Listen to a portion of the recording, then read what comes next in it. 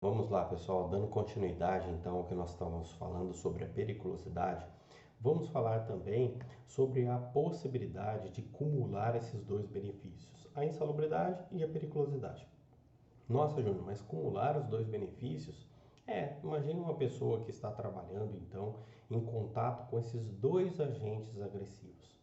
Existe a possibilidade desse trabalhador cumular e receber então, de repente, 20% sobre o salário mínimo, pois ele está em contato com a insalubridade, onde foi fixado o adicional de 20%, e ao mesmo tempo receber os 30% sobre o salário base, diante da sua exposição à periculosidade? Então, isso foi muito debatido nos nossos tribunais. Durante algum tempo havia a possibilidade de cumular esses dois benefícios. Hoje nós não temos mais a possibilidade de cumular esses dois benefícios. Tá legal? Nós temos aí que o Tribunal Superior do Trabalho ele absolveu a empresa aqui de Cruzeiro, a Amsted Maxion, de uma condenação aí da acumulação dos dois adicionais.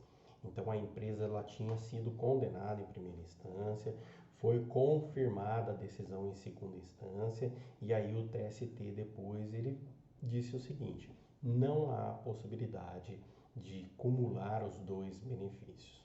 Então o colaborador ele deve sempre fazer a opção por qual benefício ele quer receber. Tá legal? Então o colaborador que tem que fazer então essa opção dizendo, olha, eu prefiro os 30% sobre o salário base.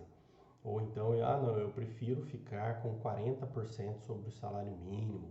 Então é o colaborador que vai escolher qual o adicional que ele quer. Cuidado com isso, porque muitas vezes as empresas elas impõem àqueles colaboradores que eles vão receber os 40% sobre o salário mínimo e ponto final. O colaborador ele não apita em nada. E não é assim. A legislação ela determina que o colaborador deve escolher. Então, na ficha do colaborador deve ter lá então que ele optou por receber a insalubridade ou então optou por receber a periculosidade e a assinatura dele embaixo com a data e tudo mais. Tá legal? Então a gente tem que tomar essa precaução aí. E aí, pessoal, nós temos uma atividade que está sendo muito utilizada por esses meses agora, né, em razão da pandemia, que é o motoboy. O motoboy, eles estão trabalhando muito neste período agora, né?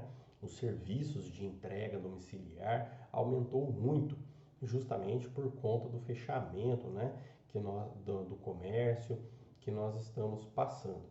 Esse isolamento social obrigou então essas empresas a realizar a atividade de entrega domiciliar. Muitas empresas que nem sonhavam em fazer isso, hoje estão praticando com muita frequência. E sinceramente, eu tenho visto aí muitas empresas até se destacarem nessa atividade, de uma atividade que antes não realizavam. Então não tinham o costume de realizar essa atividade. Hoje em dia isso tem sido muito praticado e tem sido até bacana, porque alguns produtos que normalmente a gente costumava, né, a consumir durante a semana, então a gente começou então a sentir falta desses produtos e de repente no momento que a gente observa que essas empresas estão entregando em casa, poxa, isso é bem bacana e acaba, né, satisfazendo aquela nossa necessidade. Pessoal, aí nós estamos falando sobre esse adicional de periculosidade para os motoristas. Nós temos que observar algumas situações para entender quem que tem direito e quem que não tem direito. Não são consideradas atividades perigosas. Eu coloquei até aí uma imagem que eu extraí do site do TST, onde resume muito bem aquilo que nós precisamos entender nesse momento. Quem que tem direito então à periculosidade dos motoristas de motocicleta, né, dos motoboys aí? Aqueles que utilizam exclusivamente no percurso da residência para o trabalho. Então eu venho trabalhar de moto, então não tem nada a ver, não é por isso que eu vou receber o adicional de periculosidade. Vejam, Nessa situação, o motoboy não está utilizando para a sua atividade profissional, para o desenvolvimento da sua atividade profissional. Então, o empregador, ele não deve se responsabilizar por isso, tá legal? Ou então aquela outra situação de atividades em veículos que não necessitem de emplacamento ou carteira de habilitação.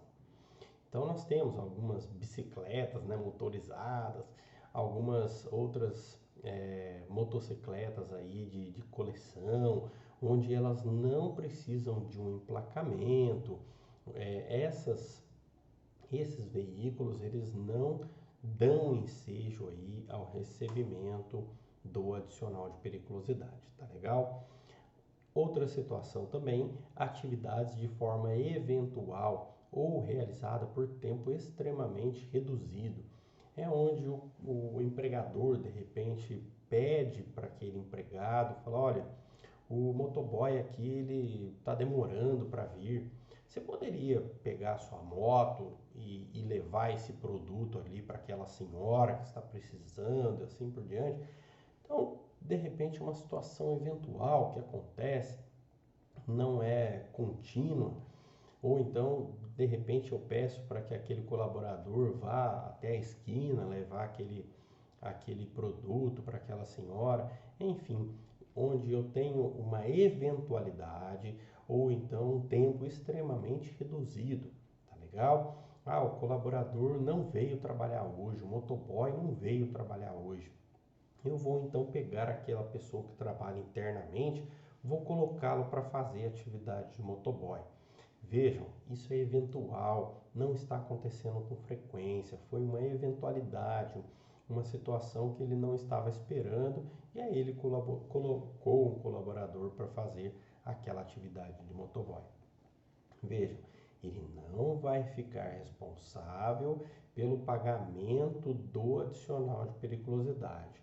Porém, isso não exime o empregador do pagamento, de repente, de alguma indenização para este colaborador que venha se acidentar, tá legal? Não podemos misturar as situações. A empresa, ela sempre é responsável pelo colaborador, mesmo ele não recebendo o adicional de periculosidade, tá legal? E atividades em locais privados. O que significa isso, pessoal? Atividades em locais privados. Nós temos muitos condomínios grandes aí que há necessidade, né, de entrega aí através de um motoboy. Né? Meu irmão ele mora no Rio de Janeiro e o condomínio onde ele mora é um complexo de 8 prédios, 4 prédios do lado de lá e 4 prédios do lado de cá. No meio aqui é onde tem uma avenida com vários comércios, ou seja, não tem como um comércio que venda uma pizza venha entregar aquilo a pé. É longe. Ele precisa realmente se utilizar aí do motoboy. Mas vejam, nessas situações ele está trabalhando dentro de um local privado, onde não há um risco de trânsito, não há um risco aí desse colaborador sofrer de fato um acidente, um assalto ou algo do tipo, tá legal? Então, nessas situações, não tem direito aí ao adicional de periculosidade. Agora, quais atividades, então, que são consideradas perigosas? Como que, de fato, o empregador vai saber se ele tem que pagar o adicional ou não? Pessoal, são aquelas atividades, então, laborais com a utilização da motocicleta ou então da motoneta no deslocamento de trabalhador em vias públicas. Isso que eu preciso, então, entender. Está sendo desenvolvida aquela atividade, ela é profissional? É profissional. Beleza. Ela está sendo desenvolvida em vias públicas? Sim. Então, ponto final. Isso já é o suficiente para que eu possa, então, entender que eu devo pagar esse adicional a este colaborador. Beleza? Tudo bem? Então, a gente tomar um grande cuidado com relação aos motoboys, quem então tem direito e quem que não tem direito.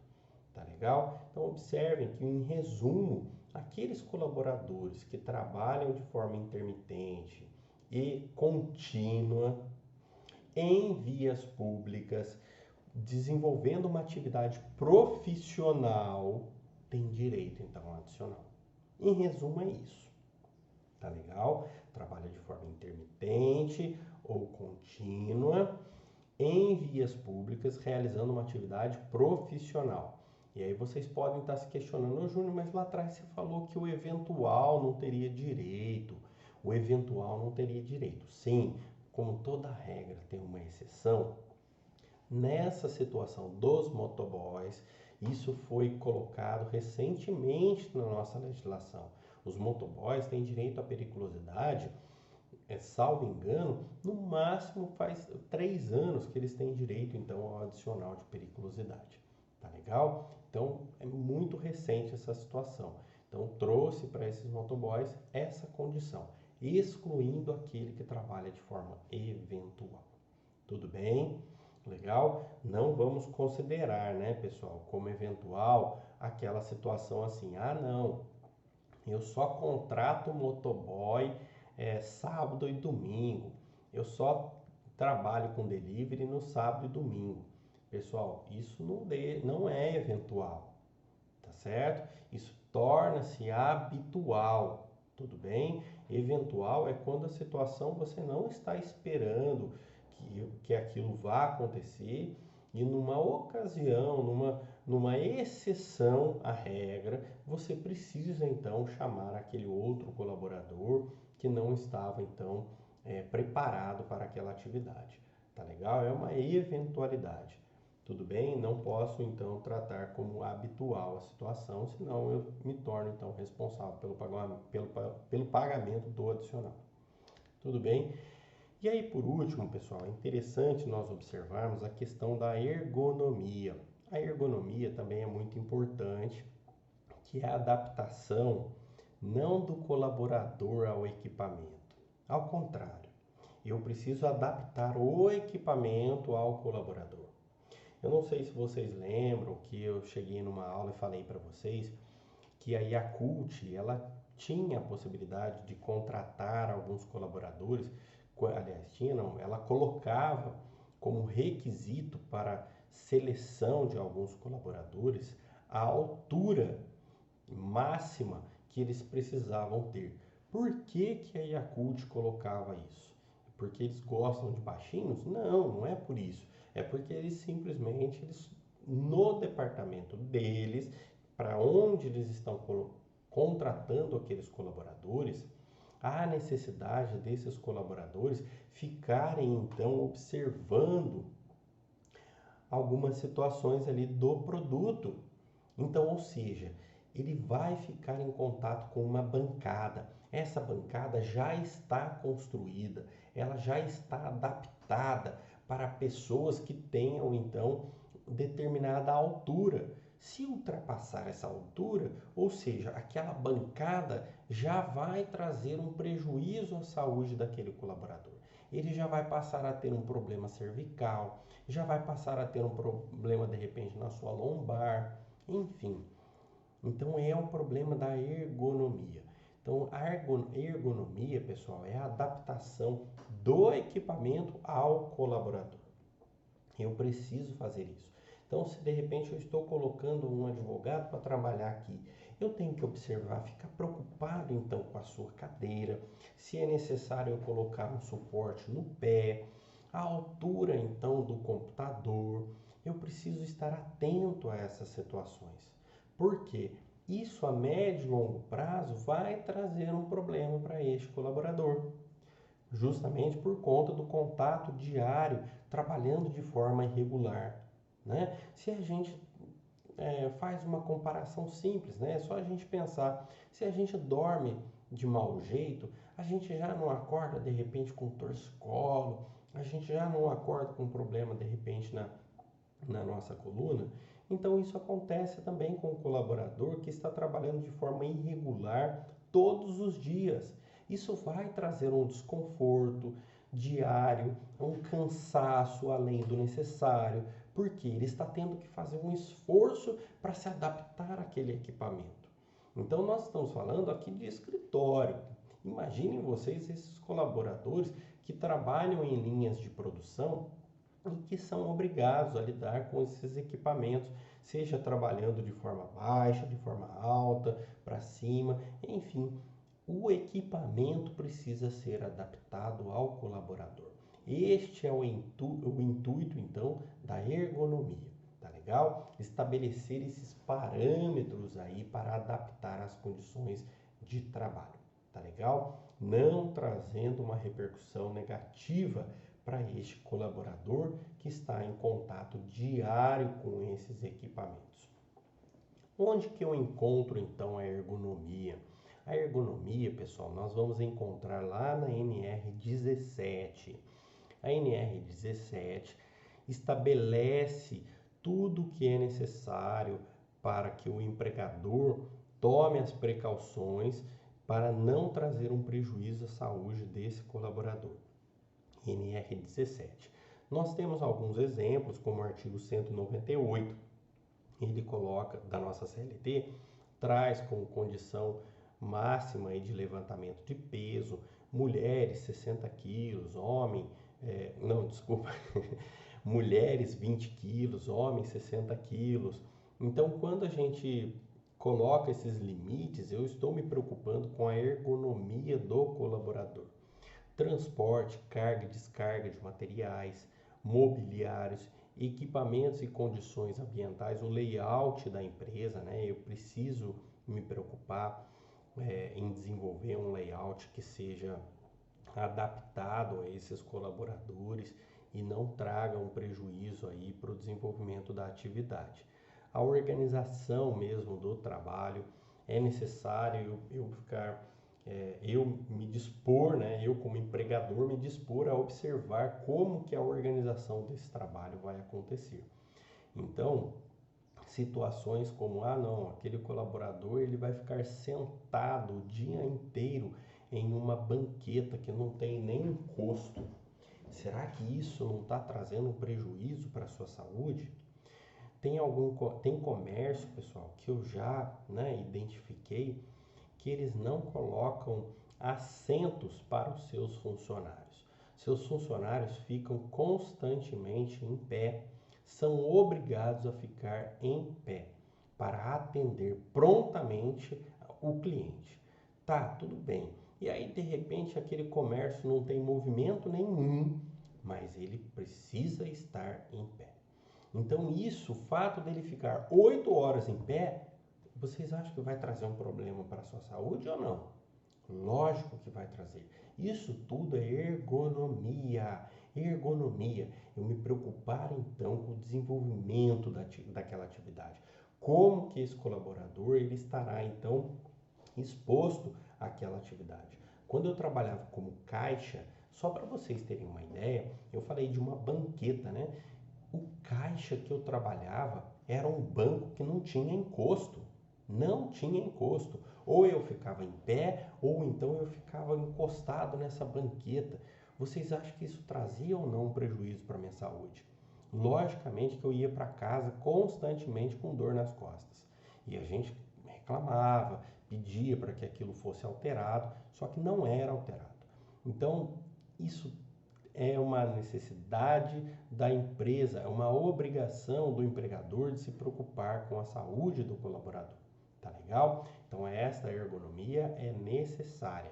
Então, eu vou ter que aumentar, por exemplo, o computador, a tela do computador, melhorar então o assento, ou então a mesa, enfim, eu tenho que me preocupar com a condição do trabalho, a ponto de que aquilo não traga um problema à saúde do colaborador a médio e longo prazo. Tá certo, pessoal? Então, nós fizemos essas considerações, finalizamos aqui todo o estudo de saúde e segurança do trabalho. Em saúde e segurança do trabalho, nós vimos o adicional de insalubridade, o adicional de periculosidade, falamos sobre os motoboys e também agora falamos sobre a ergonomia. Importante vocês fazerem um estudo, aprofundar esse estudo. Como eu disse para vocês, o Bezerra Leite ele é sucinto ao tratar desse assunto. tá legal? Não que isso não significa que não é importante. É muito importante, sim. Vocês vão observar na UAB e também quem deseja seguir a área trabalhista vai se deparar com a necessidade de aprofundamento de saúde e segurança do trabalho. Está sendo muito cobrado nas provas e concursos, porque de fato na prática isso está em alta, isso está fervendo na prática. Tá legal? A gente lida aqui com processos cotidianos abordando a questão de saúde e segurança do trabalho. Tá legal? Não é à toa que eu optei por fazer o curso de saúde e segurança do trabalho. Fiz o primeiro curso de saúde e segurança do trabalho aqui de Lorena, na ETEC aqui de Lorena, e queira ou não, isso trouxe para mim, né, uma segurança na atuação da minha atividade aqui diária, porque de fato isso tem sido muito cobrado, tá legal? Então fica a dica aí para vocês, façam a leitura desses artigos e também na norma regulamentadora, lendo também a doutrina, tá legal? Vou deixar alguns exercícios para vocês poderem resolver e espero que vocês tenham uma assimilação muito boa e qualquer dúvida mandem para mim no chat ou então por e-mail e a gente vai conversando, tá bom? Muito obrigado, pessoal, se cuidem e até o nosso próximo conteúdo aí.